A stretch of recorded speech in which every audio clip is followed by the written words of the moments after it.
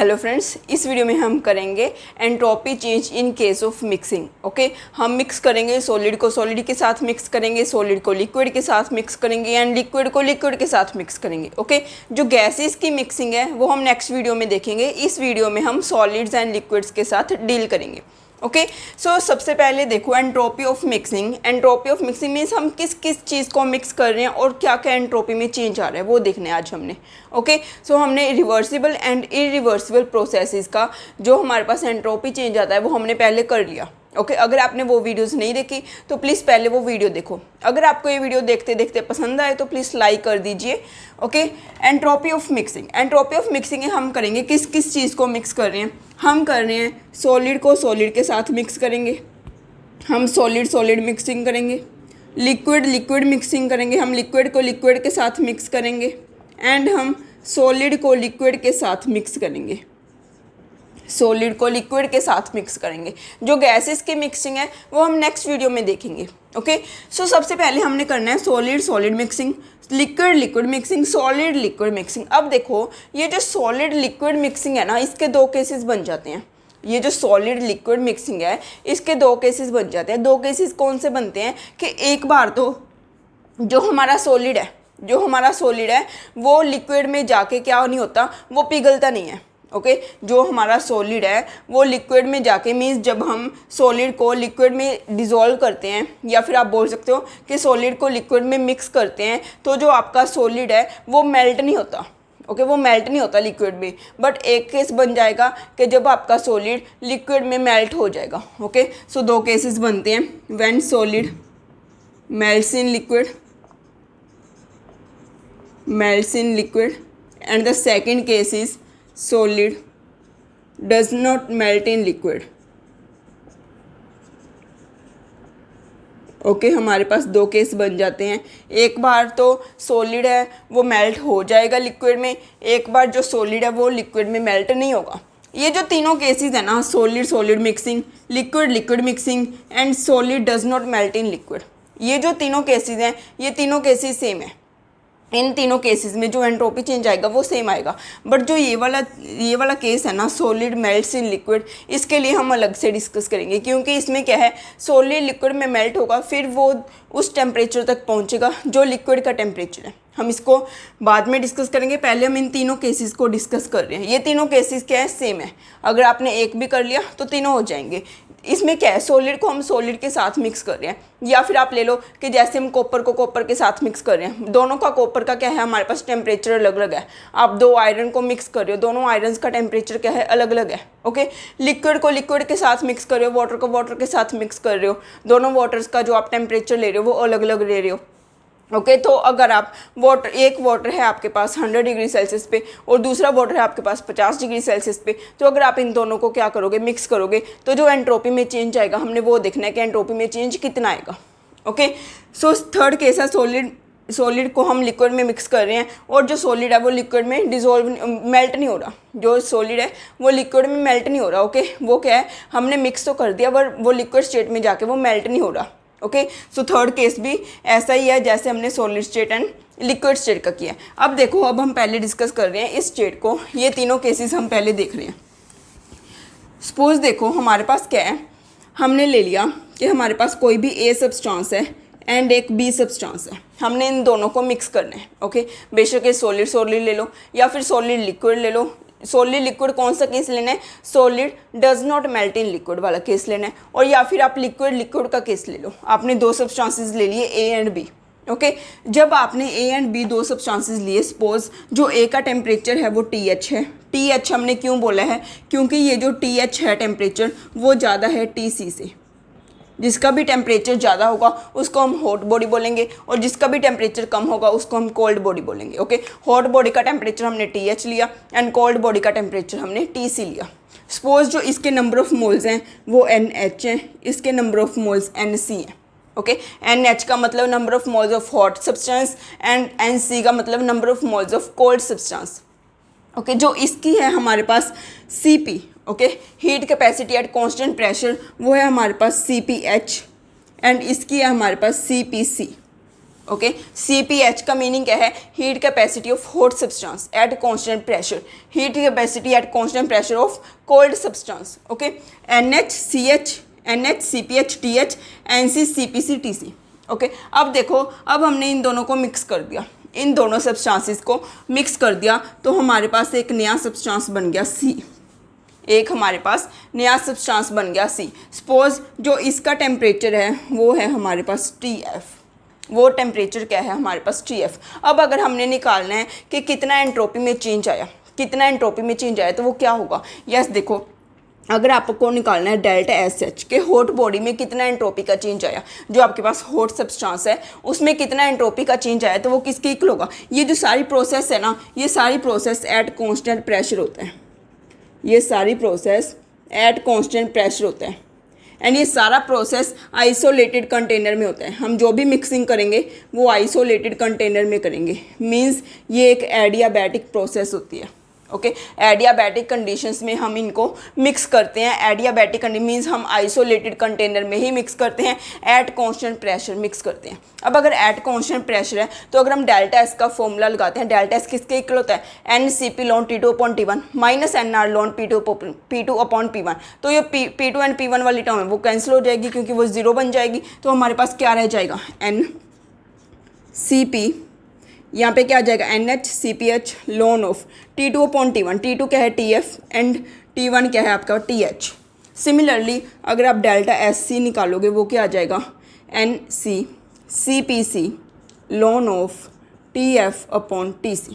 Okay. TF क्या है आपका? फाइनल टेम्परेचर, कि आपने मिक्स कर दिया, मिक्स करने के बाद जो सिस्टम बना है, जो सब्सटेंस बना है, उस सब्सटेंस का आपके पास फाइनल टेम्परेचर क्या है, उसको हमने बोला है TF।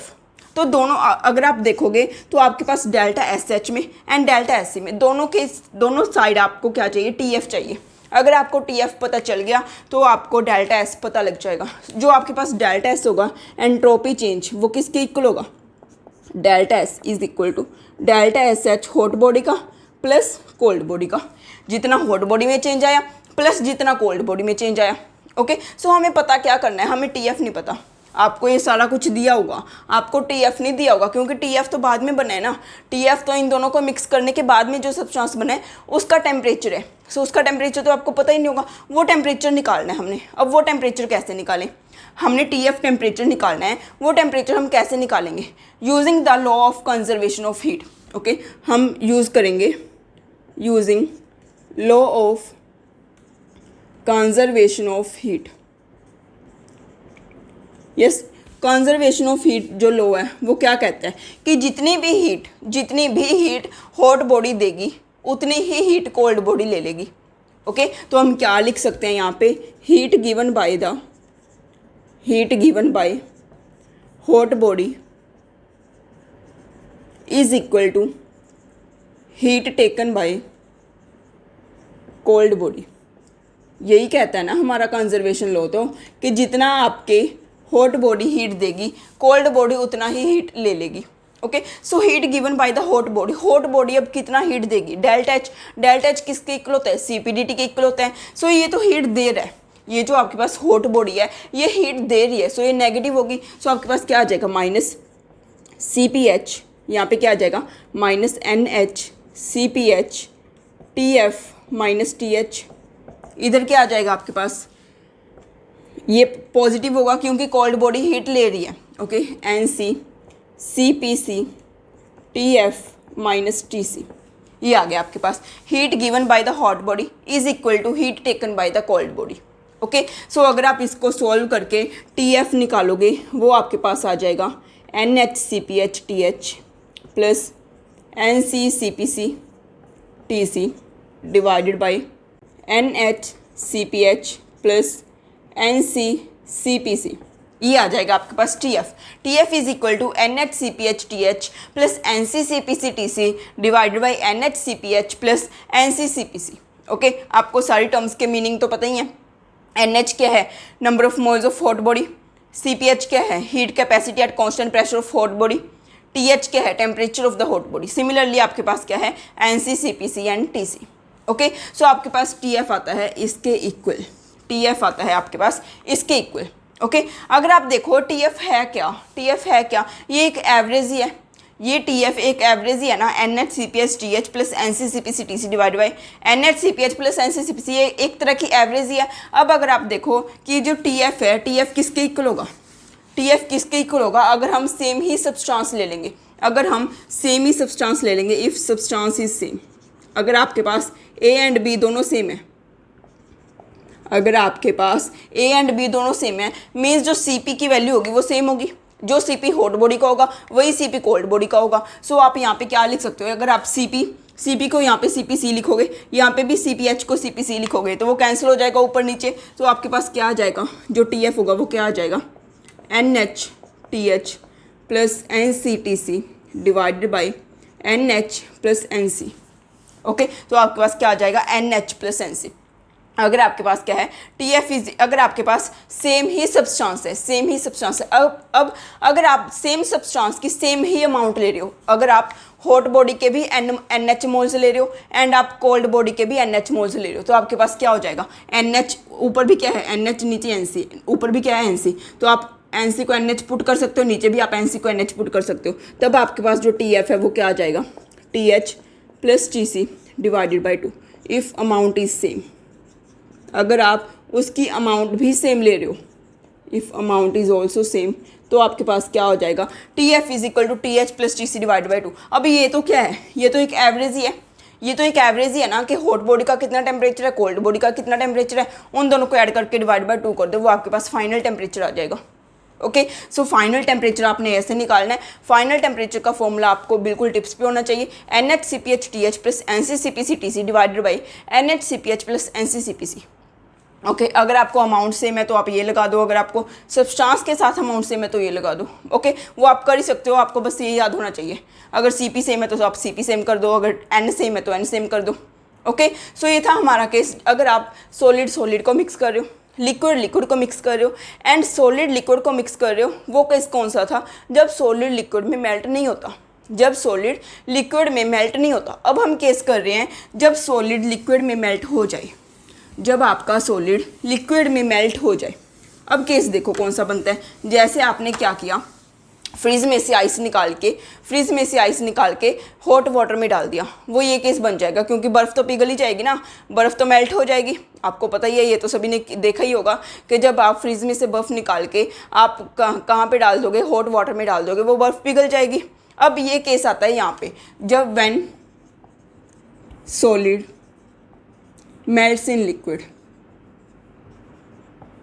When solid melts in liquid. अब आपने देखना है कि जो एंट्रोपी में चेंज आएगा वो कितना आएगा। ओके पहले हमने देख लिया, आपको टी एफ की वैल्यू पता लग गई, टी एफ की वैल्यू आप वहाँ पे पुट कर दोगे डेल्टा एस एच में एंड डेल्टा एस सी में, तो आपके पास टोटल डेल्टा एस आ जाएगा, वो किसके इक्वल है, delta S H plus delta S C. Okay अब देखो when solid melts in liquid, जब सॉलिड लिक्विड में मेल्ट हो जाएगा। अब देखो जब हमने आइस को लिया, जब हमने आइस को लिया, पहले तो जो आइस है वो लिक्विड वाटर में चेंज होगा, पहले तो जो आइस है वो लिक्विड वाटर में चेंज होगा। देखो पहले आइस किस में चेंज होगा, लिक्विड वाटर में, फिर वो लिक्विड वाटर हमारा जो हॉट वाटर है उसका टेम्परेचर अटेन करेगा। ओके फिर जो लिक्विड वाटर है वो किसके, कौन सा टेम्परेचर अटेन करेगा, हमारा हॉट वाटर वाला। हमने क्या किया, आइस को हमने वाटर में डाल दिया, पहले तो जो हमारा आइस है वो मेल्ट होगा, पहले तो जो हमारा आइस है वो लिक्विड वाटर में मेल्ट हो जाएगा। अब वो जो लिक्विड वाटर है वो कौन सा टेम्परेचर अटेन करेगा, जो आपके पास हॉट वाटर वाला है। मीन्स अब जो पहले ये वाला जो प्रोसेस है ना, ये एक्स्ट्रा हो रहा है, ये एक्स्ट्रा हो रहा है, फिर तो लिक्विड लिक्विड मिक्सिंग ही बन गया। अगर आपको ये प्रोसेस आप भूल गए तो सारा क्वेश्चन गलत हो जाएगा, क्योंकि आपके पास लिक्विड लिक्विड मिक्सिंग ये वाला है, लिक्विड लिक्विड मिक्सिंग तो ये वाला है कि पहला प्रोसेस क्या होगा, जो आपके पास आइस है वो लिक्विड वाटर में चेंज होगा, ये एक अलग स्टेप है। फिर आपने जो पहले किया है लिक्विड लिक्विड मिक्सिंग, फिर वो हो जाएगा। ओके सो पहले तो आपका आइस मेल्ट होगा ना लिक्विड वाटर में, फिर ही वो मिक्स होगा हॉट वाटर के साथ। सो सबसे पहले हमने क्या देखना है, अब जो आपके पास ना हॉट बॉडी है, एक तो आपके पास कोल्ड बॉडी है, एक हॉट बॉडी है। अब हमने देखना है कि जो आपके पास डेल्टा, पहले क्या होगा, जो आइस है वो किस में चेंज होगा, वाटर में चेंज होगा। आइस किस में चेंज होगा, वाटर में। यहाँ पे कितना टेम्परेचर होगा, 0 डिग्री सेल्सियस, यहाँ पे भी कितना टेम्परेचर होगा, 0 डिग्री सेल्सियस। फिर ये वाटर हॉट वाटर के साथ मिक्स होके क्या बना देगा, लिक्विड लिक्विड मिक्सिंग वाला केस बन जाएगा। ओके। सो सबसे पहले तो ये जो 0 डिग्री सेल्सियस है ये भी 0 डिग्री सेल्सियस है, मीन्स 273 केल्विन है ये, 273 केल्विन। ये भी कितना है 273 केल्विन। सो आइस को वाटर में कन्वर्ट करने के लिए, जब आइस वाटर में मेल्ट होगा तो ये कुछ ना कुछ क्या लेगा, एंथैल्पी ऑफ फ्यूजन, क्योंकि सॉलिड लिक्विड में चेंज हो रहा है, हमने पहले किया हुआ है। इसको सपोज आपके पास चाहिए, जो हीट चाहिए वो है डेल्टा एच, तो आपके पास जो एंट्रोपी होगा डेल्टा एस वो किसके इक्वल हो जाएगा, delta H divided by T. यहाँ पे टी क्या है, टी क्या है टेम्परेचर, जिस टेम्परेचर पे ये प्रोसेस हो रही है, कितने टेम्परेचर पे हो रही है 273 केल्विन।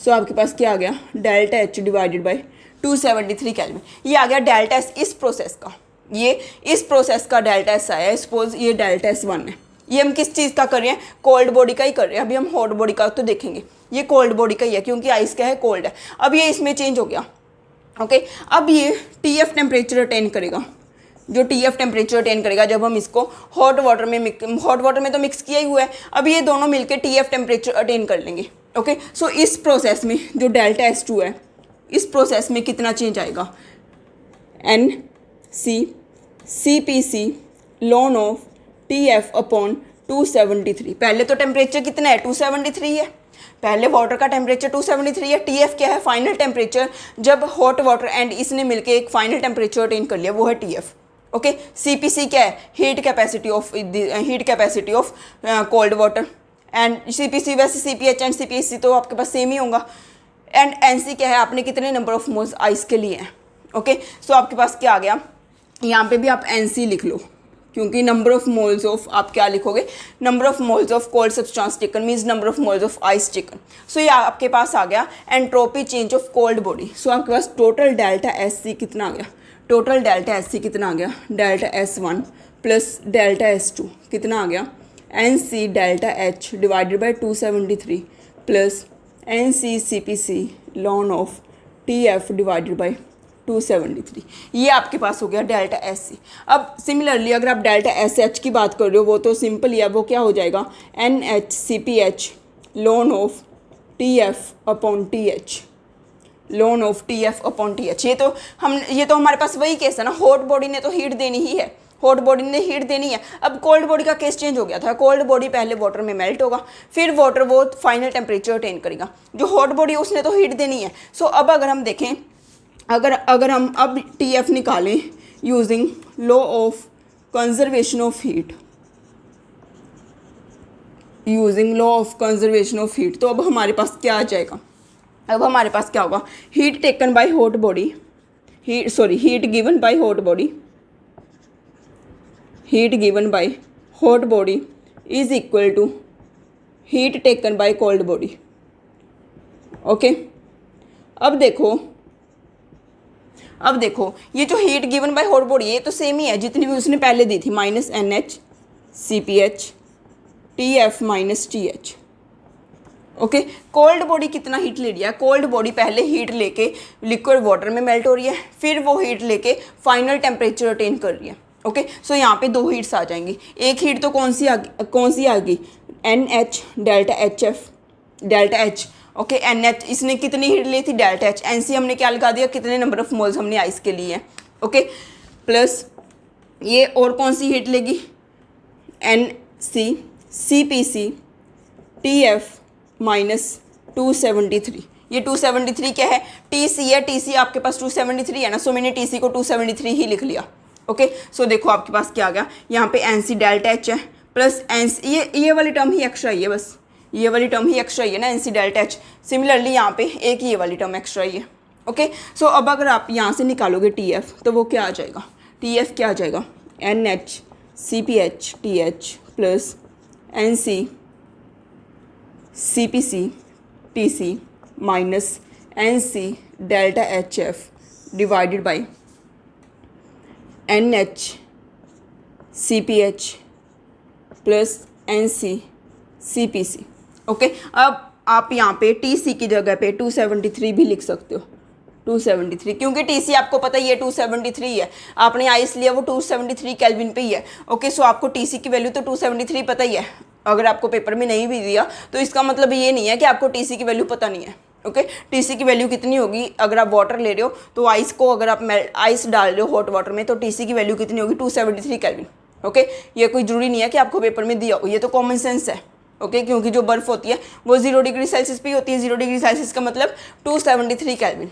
ओके, सो ये आपके पास आ गया टी एफ, ये टी एफ आ गया। अगर आपको टी एफ पता चल गया फिर तो आपको डेल्टा एस पता लग ही गया। डेल्टा एस किसके इक्वल होगा? Delta S H plus delta S C, इन तीनों टर्म्स का जो सम होगा वो टोटल डेल्टा एस हो जाएगा। अगर आपको पूछा गया है कि heat taken by the cold body तो आप क्या लगा दोगे? अकेला ये लगा दोगे। अगर heat given by the hot body बोला गया है तो आप अकेला ये लगा दोगे। अगर आपको हीट चेंज पूछा गया है तो आप हीट चेंज निकाल दोगे, डेल्टा एच की वैल्यू निकाल दोगे।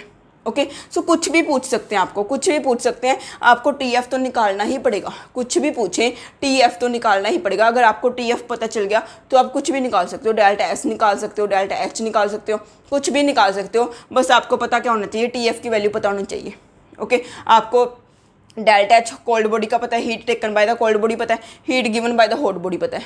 ओके, आपसे कुछ भी पूछ सकते हैं कि हीट कोल्ड बॉडी ने कितना हीट लिया है वो पूछ सकते हैं, हॉट बॉडी ने कितना हीट दिया है वो पूछ सकते हैं। डेल्टा एस तो पूछ ही लेते हैं, डेल्टा एस पे तो क्वेश्चंस आती हैं, बट आपको इन दोनों में से कुछ ही पूछ सकते हैं।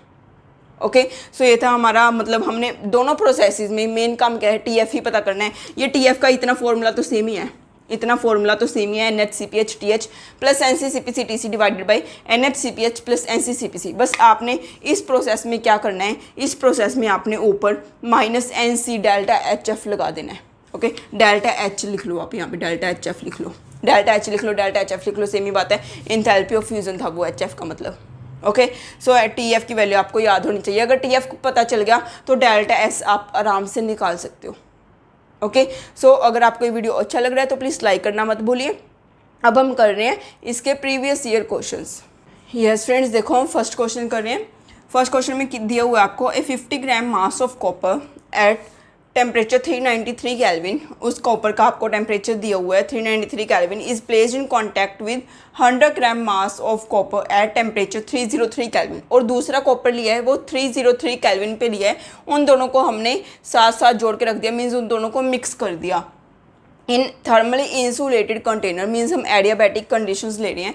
The final temperature and the total entropy change, हमने फाइनल टेम्परेचर पता करना है एंड टोटल कितना एंट्रोपी में चेंज आया वो पता करना है कि कितना होगा। अब देखो जो फाइनल टेम्परेचर है ये कौन सी मिक्सिंग है? सॉलिड सॉलिड मिक्सिंग है।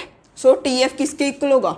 NHCPH TH plus NCCPC TC divided by NHCPH plus NCCPC। अब देखो दोनों के दोनों सब्सटेंसेस सेम है, दोनों के दोनों कॉपर हैं। सो जो आपके पास CPH एंड CPC है वो सेम होगा, CPH एंड CPC सेम होगा ना। सो आपके पास TF किसके इक्वल आ गया? NHTH plus NCTC divided by NH plus NC, इसके इक्वली आ गया ना। सो अब देखो NH हॉट बॉडी के नंबर ऑफ मोल्स कितने हैं? नंबर ऑफ मोल्स निकालने की आपको जरूरत ही नहीं है, क्योंकि नंबर ऑफ मोल्स कैसे निकालोगे आप? Given weight divide by molecular weight. अब डिवाइड बाय मॉलिक्यूलर वेट आप यहाँ पे भी लगाओगे, यहाँ पे भी लगाओगे, नीचे भी लगाओगे, वो कैंसिल ही हो जाएगा, क्योंकि न्यूमिनेटर एंड डिनोमिनेटर आप दोनों में लगाओगे ना, वो तो कैंसिल ही हो जाएगा। सो हम सीधा क्या यूज़ कर लेते हैं? जो भी आपको मास दिए हुए हैं वो यूज़ कर लेते हैं। आपको समझ में आ गया ना, क्योंकि आपके पास नंबर ऑफ मोल्स किसके इक्वल होते हैं? X अपॉन M के, given weight upon molecular weight, या फिर आप W लिख लो, W अपॉन M के। ओके, सो M तो ऊपर भी आएगा, यहाँ पे आप लिख लो WH upon M TH। M तो सेम ही है ना, क्योंकि आपके पास कॉपर ही है, WC upon M TC divided by WH upon M plus WC upon M। अब M तो कैंसिल हो गया ऊपर भी नीचे भी। सो आपके पास बचा क्या? WH TH plus WC TC divide by WH plus WC। अब देखो WH कितना है? 50 ग्राम। आपके पास TH कितना है? 393 केल्विन। यूनिट्स लिखने की जरूरत नहीं है, अगर आपको यूनिट्स में कन्फ्यूजन रहती है तो फिर लिख लेना। ये कितना दिया हुआ है? 100 ग्राम। TC कितना दिया हुआ है? 303 केल्विन डिवाइडेड बाई 50 प्लस 100। ये आपके पास आ जाएगा TF, फाइनल टेम्परेचर आ जाएगा। आपने फाइनल टेम्परेचर ही पता करना है, और आपने पता करना है टोटल एंट्रोपी चेंज कितना है। टोटल एंट्रोपी चेंज वो किसके इक्वल होगा? Delta SH plus delta SC, वो किसके इक्वल होगा?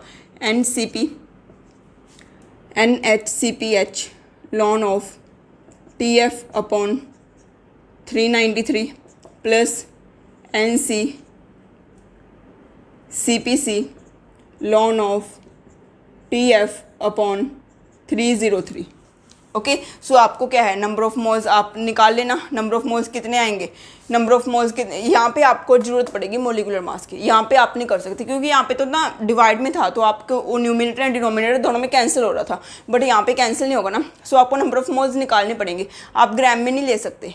ओके, अगर आप इसको नंबर ऑफ मोल्स में लेगो ना, अगर आप इसको नंबर ऑफ मोल्स में लोगे तो आपको सीपी भी किस में लेना पड़ेगा, जूल पर केल्विन पर मोल में लेना पड़ेगा। आपको सीपी किस में दिया हुआ है, आपको सीपी किस में दिया हुआ है, जूल पर केल्विन ग्राम में दिया हुआ है, जूल पर केल्विन पर ग्राम में दिया हुआ है। सो आप इसको ना एन को ग्राम में ही यूज़ कर सकते हो, क्योंकि देखो आपको यूनिट्स का ध्यान रखना है, यूनिट्स का ध्यान रखना है हमेशा। आपको यहाँ पे जूल पर केल्विन पर ग्राम में ही दिया हुआ है। सो आप जो एन की वैल्यू यूज़ करोगे, यहाँ पे एन एच की वैल्यू यूज़ करोगे, वो किस में यूज़ करोगे, वो आप ग्राम्स में ही यूज़ करोगे, सो दैट ग्राम ग्राम से कैंसिल हो जाएगा। ये देखो आपको एन एच की वैल्यू 50 ग्राम दी हुई है, 50 ग्राम लिख लिया हमने। सी पी की वैल्यू कितनी दी हुई है, 0.4184। यहाँ पे हमने क्या लिख लिया, जूल पर केल्विन पर ग्राम। अब ये ग्राम से ग्राम कैंसिल हो जाएगा ना, अब ये ग्राम से ग्राम कैंसिल हो जाएगा, सो ये जूल पर केल्विन ही बच जाएगा, जूल पर केल्विन बच जाएगा। यहाँ पे क्या है आपके पास, जूल पर केल्विन में ये आ गया, जूल पर केल्विन में वो आ जाएगा, क्योंकि ये तो ऊपर भी केल्विन है नीचे भी केल्विन है, joule per kelvin joule per kelvin. So आपके पास क्या आ जाएगा, डेल्टा एस भी किस में आ जाएगा, जूल पर केल्विन में आ जाएगा। ओके, सो अगर आपको ना ये जो सीपी की वैल्यू है, ये सीपी की वैल्यू अगर आपको जूल पर केल्विन पर मोल में दी होती तो फिर आपको यहाँ पे एन की वैल्यू नंबर ऑफ मोल्स में ही लिखना होता है, तो फिर वो आपको नंबर ऑफ मोल्स ही लिखने होंगे, यहाँ पे इतने मोल्स हैं। अगर आपको सपोज आप ये वाली वैल्यू मोल्स में लिख रहे हो तो आप सीपी को जूल पर केल्विन पर ग्राम को आप किस में चेंज करो, जूल पर केल्विन पर मोल में चेंज करो। ओके, बात तो सेम ही है, इसको चेंज करने की बजाय जो आपको दिया हुआ है वही लिख लो। ओके, सो ये आपके पास आ जाएगा delta S, total delta S. Second question देखो, सेकंड क्वेश्चन में क्या है, सेकंड क्वेश्चन में भी आपको कौन सा केस है कि आपने ली है 25 ग्राम आइस लिया है, 25 ग्राम आइस लिया आपने, 273 केल्विन है उसका temperature, is added to the 150 gram water at 150 gram water आपने 360 केल्विन पे लिया हुआ है एट कॉन्स्टेंट प्रेशर, ये सारा कुछ हो रहा है। आपने जो इसके बाद स्टेट होगी सिस्टम की वो स्टेट बतानी है कि वो क्या आइस बनेगा या फिर आपके पास वाटर बनेगा या फिर दोनों चीज़ों का मिक्सर बनेगा। ओके, अब ये कैसे बता सकते हो आप, या फाइनल टेम्परेचर से बता सकते हो। अगर तो फाइनल टेम्परेचर 273 केल्विन से ज़्यादा है तो फिर वो क्या होगा, वाटर होगा। अगर 273 केल्विन है तो वो आइस भी हो सकता है, वाटर भी हो सकता है। ओके, अगर वो 273 केल्विन से कम है तो वो क्या होगा, आइस होगा। ओके, सो आप यहाँ से बता सकते हो, टीएफ निकाल के बता सकते हो। यहाँ पे देखो आपके पास जो एनसी है, जो एनसी है वो क्या है 25 ग्राम डिवाइडेड बाई 18। जो आपके पास एनएच है वो क्या है आपके पास 150 gram divided by 18। Okay, similarly जो टीसी है वो क्या है 273 केल्विन, जो टीएच है वो क्या है आपके पास 360 केल्विन। ओके, सीपी आपको दिया हुआ है 4.1843 जूल पर KG. Okay, joule per kelvin पर ग्राम। अब देखो ये आपको क्या दिया हुआ है कि आपने बताना है state of the system, state of system निकालना है। सो स्टेट ऑफ सिस्टम निकालने के लिए आप क्या करोगे, टीएफ निकालोगे। इस प्रोसेस में टीएफ किसकी इक्वल होगा, ये कौन सा केस है, ये कौन सा केस है, when solid melts in liquid वाला केस है। ओके, क्योंकि हमें पता ही है कि अगर हम आइस को वाटर में डालेंगे तो मेल्ट तो हो गई। ओके, सो यहाँ पे टीएफ किसके इक्वल आ जाएगा, NHCPH TH plus NCCPC TC minus NC delta H divided by NHCPH plus NCCPC। ये आप कर लेना। ओके, ये आप क्या है, सिर्फ और सिर्फ कैलकुलेशन ही है, आपको एंड सारी चीज़ें आपको पता है, सारी वैल्यूज़ पता है आपको, डेल्टा एच भी दिया हुआ है, सीपी की वैल्यू भी दी हुई है, सारी वैल्यूज़ आपको दी हुई हैं। वहाँ से आपके पास टीएफ आ जाएगा, फाइनल टेम्परेचर आ जाएगा, वहाँ से आपको पता चल जाएगा जो भी फाइनल टेम्परेचर आएगा वो 273 केल्विन से ज़्यादा आएगा। सो मीन्स आपकी जो स्टेट होगी वो क्या होगी, वाटर होगी। ओके, जो स्टेट होगी वो क्या होगी, वाटर। अगर आपका टेम्परेचर टीएफ के इक्वल आ जाए तो अगर आपका टेम्परेचर 273 के इक्वल आ जाए तो वो क्या हो सकता है, आइस भी हो सकता है, वाटर भी हो सकता है, क्योंकि दोनों ही एग्जिस्ट करती हैं 273 पे। ओके, और अगर आपके पास आ जाए 273 से ज़्यादा आ जाए तो वो वाटर होगा, अगर 273 से कम आ जाए तो वो क्या होगा, आइस होगा। ओके, सो ये था हमारा आज का topic, entropy change in case of mixing of solid solid, liquid liquid and solid liquid. जो आपके पास गैसेस की मिक्सिंग है वो हम नेक्स्ट वीडियो में देखेंगे, वो काफ़ी इंपॉर्टेंट है। Ideal mixing of ideal gases, okay, वो हम नेक्स्ट वीडियो में देखेंगे। अगर आपको ये वीडियो पसंद आया तो प्लीज़ लाइक कीजिए एंड मैक्सिमम शेयर कीजिए। Thank you.